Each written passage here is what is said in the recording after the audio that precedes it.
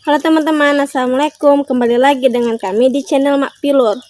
Oke, sebelum memulai videonya, saya mohon kepada teman-teman semua usahakan nontonnya sampai selesai, karena nanti takutnya timbul kesalahpahaman dalam mengartikan jawaban kami.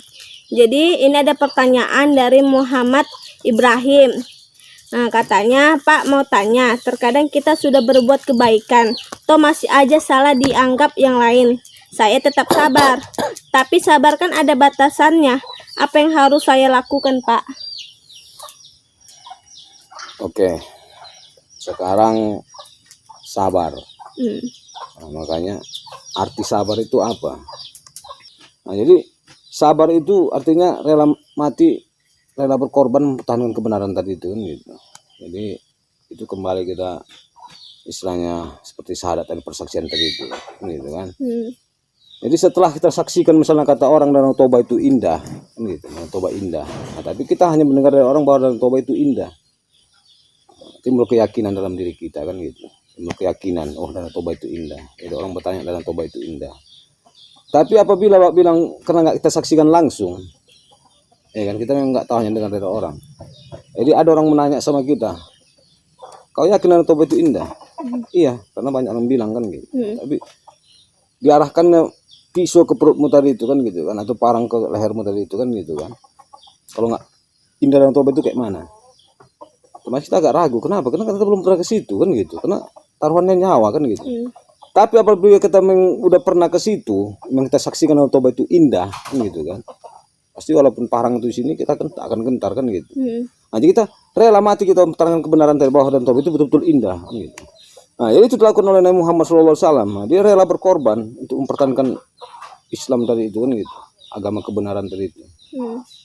Jadi itulah definisi sabar tadi, kita rela berkorban tentang kebenaran tadi itu, bukan berarti terlempar batu kita terus bukan itu ya kan. Nah, jadi itu yang sekarang dilakukan Nabi pada orang-orang yang selain rasanya dianggap ini tidak perlu digitukan, tapi harus dikasih dia pengertian gitu. Jadi Pak mau cerita dulu sedikit lagi nih. Jadi ada suatu cerita, ada seorang pengemis zaman Rasulullah dulu. Dari mulut pengemis ini, pengemis buta ini, udah buta tapi udah pengemis buta tapi soknya minta ampun. Selalu yang terucap dari mulutnya, Muhammad itu penipu, Muhammad itu penyihir, Muhammad itu pendusta. Itu yang terucap di bibirnya. Gitu. Padahal dia buta. Buta dia. Nah, jadi tapi Nabi Muhammad mendengar itu dia bukan benci. Asalkan tiap jam makan siang, diantaranya nasi disuapinya pengemis tadi itu. Itu dilakukan Nabi Muhammad kan. Nah, suapinya. Nah, tetap dia Muhammad tuh Muhammad tuh penyihir, Muhammad tuh pendusta, Muhammad tuh penipu katanya. Tetap suapi Muhammad kan. Nah, jadi suatu ketika Nabi sakit, belum wafat itu berpesan sama Abu Bakar. Hai Abu Bakar, mau kau menjalankan amanahku, kata si Nabi Muhammad kepada Abu Bakar. Nah, apa itu ya Rasul?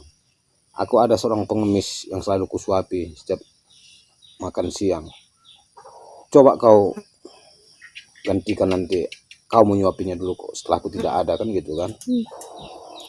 Baik baginda Rasul, kata si Abu Bakar kan gitu kan. Nah, jadi gitu wafatlah Nabi.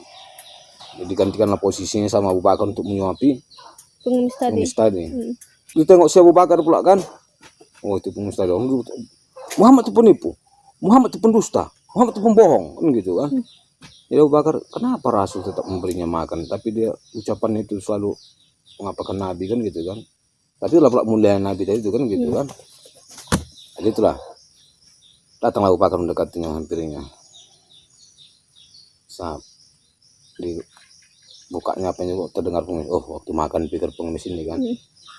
Jadi begitu disuapi Abu Bakar, mau disuapin Abu Bakar ke mulutnya nasi ini, pegangnya tangan Abu Bakar. Di apanya? Siapa kau, kata. Aku yang besok ngasih kau makan, kata Abu Bakar. Tidak, katanya. Aku kenal, walaupun aku tidak bisa melihat, tapi aku tahu, merasakan bahwa bukan kau yang apa itu. Mana dia? Kasih tahu sama aku, kata si itulah kan, si pengemis itu kan. Jadi datang si Abu Bakar, dia telah wafat, kata apa. Menangis pengemis itu kan. Mana? Kenapa nggak dikasih tahu sama aku, dia wafat? Kau tahu siapa rupanya yang yang menyuapi kau makan itu, kata Syekh Abu Bakar kan. Nggak tahu aku, cuma dia orang paling mulia yang selama ini yang pernah aku temui, kata siapa ini kan. Tahu kau siapa itu? Tanya Syekh Abu Bakar. Tidak, siapa dia? Dialah Muhammad yang sering kau hina, kata siapa itu? Abu Bakar. Makin menangis lah pengemis itu, makanya situ dia bersahadat di asyhadu an la ilaha illallah wa asyhadu anna muhammadar rasulullah. Nah, itulah makanya terkadang kan kita perlu kita namanya itu memberi pengertian. Nah, jadi kok zaman sekarang kan orang kan enggak kan gitu kan, sikit menghujat, sikit mengapa. Nah, makanya nggak boleh kayak gitu kita. Makanya sentuh hatinya, kasih pengertian kan gitu. Kok yang individunya, nah, makanya kayak kita jangan kita pikirkan dulu masalah kecil, nggak usah kita pikirkan. Masalah besar kita pikirkan dulu. Maksudnya kayak mana supaya Islam ini tidak hancur kan gitu kan. Nah, jadi kan sekarang kan sikit nanti ini bid'ah, ini katanya segala macam. Kalau ini bid'ah. Jadi sekarang generasi muda bingung mana yang harus diikuti kan gitu. Mana yang harus dipilih? Apakah ini nanti ke sini bid'ah, nanti ini mengatakan ini mengatakan yang subur, ini mengatakan ini. Nah, jadi mana yang perlu jadi panutan? Makanya sekarang perbaiki hati kan gitu. Itu sebenarnya harus ditanamkan sama manusia sekarang ini, generasi penerus bangsa. Jadi mereka tidak bingung karena kadang dalam pencarian jati diri tadi itu banyak rintangan. Jadi karena ini salah, ini mana yang benar kan gitu. Nah, jadi makanya yang perlu perbaiki hati tadi, perbaiki hati kan gitu Mbak bilang. Perbaiki hati dulu ditanamkan hati itu dengan kebaikan. Jadi jangan saling mencela, jangan saling memaki kan gitu kan. Ya sekarang banyak saling memaki kan gitu. Tapi itu jadi panutan orang, tepuk tangan orang kan gitu. Wah hebat, siapa itu begitu. Jadi makanya Islam ini yang baik-baik itu selalu disingkirkan. Nggak usah jauh-jauh aja lah. Itu terjadi pada menantu Nabi sendiri, Sayyidina Ali. Dia dibunuh, cucunya dibunuh. Yang membunuh siapa? Kan gitu. Makanya jangan terjadi pertempuran seperti kayak gitu. Islam ini harus bersatu kan gitu. Kan gitu. Kan dalam mengupas Quran ini kadang beda-beda dia apanya kan. Jadi manusia ini diciptakan Allah, manusia makhluk yang paling sempurna, dikasih Allah kehendak sama manusia tadi itu untuk menentukan dia mau ke surga apa neraka. Diuji kita. Ujiannya di dunia kayak mana. Sanggup kita menjalani ujian tadi, mudah-mudahan surga sama kita kan gitu. Nah, situlah keadilan Allah tadi. Jadi orang bilang Allah nggak adil katanya karena kok adil Allah, kenapa nggak semua dimasukkan di surga gitu. Jadi kalau memang Allah itu adil ya harus ada yang neraka ada surga, karena nanti kau protes, kau baik dia jahat, dia jahat masuk surga, aku baik masuk surga.